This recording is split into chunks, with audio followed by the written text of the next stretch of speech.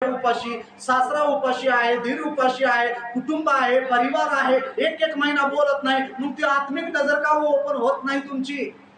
देवानं सांगितले, देवानं अधिकारिता दिली आहे की तू आपल्या शेजाऱ्यावर प्रीती कर.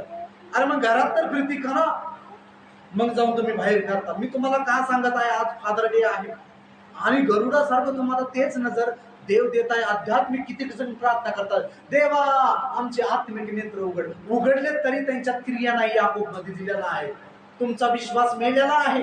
देव म्हणते, अरे तुला शेजाऱ्यावर प्रीती करायला सांगितले, प्रेम करायला सांगितले, त्याचा आदर कर.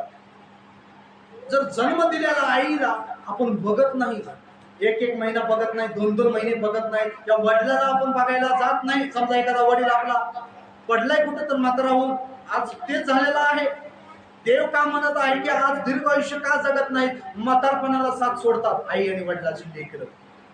बायका भेटल्या की एकदम स्टँडर्ड एरियामध्ये जायचं, मोठ्या फ्लॅट मध्ये जायचं आणि म्हातारे कोतारे आपल्या गावाकडे टाका डंगरे, कोणत्याला सांभाळत बसा. बायकाला सूट होत नाही, लेकरं म्हणणार आम्हाला आजी सूट होत नाही.